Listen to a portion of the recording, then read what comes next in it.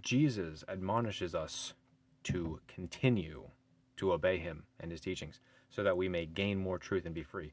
In John chapter 8, verses 31, he says to the people who believed in him, "You are truly my disciples if you keep obeying my teachings, and you will know the truth, and the truth will set you free."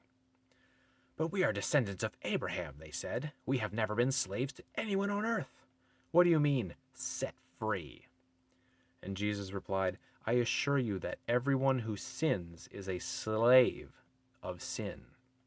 A slave is not a permanent member of the family, but a son is part of the family forever," or a daughter for you ladies watching. "So, if the Son sets you free, the Son of God, if Jesus sets you free, you will be free indeed." And then Jesus says, "I am the way, the truth, and the life." So if we follow Jesus, you will know the truth, you will know Jesus, and he will set you free. And he says, "Yes, I realize that you are descendants of Abraham, and yet some of you are trying to kill me because my message does not find a place in your hearts. I am telling you what I saw when I was with my father, but you are following the advice of your father." Now Jesus is telling them their father is the devil. He goes on and says that later.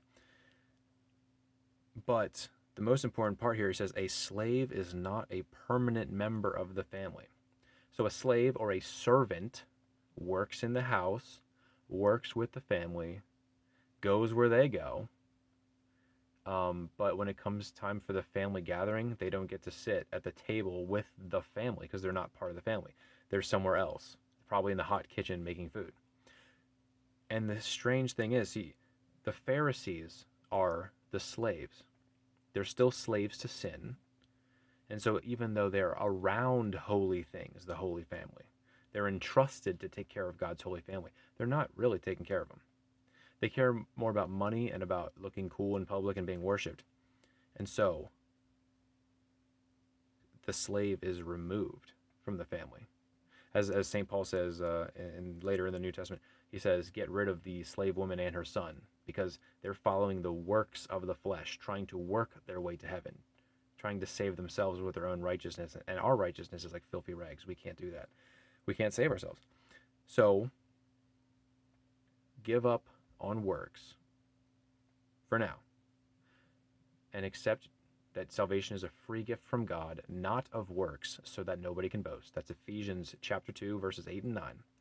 And once you realize that God loves you, no matter what, then the joy of your salvation will naturally produce good works from a heart that understands God.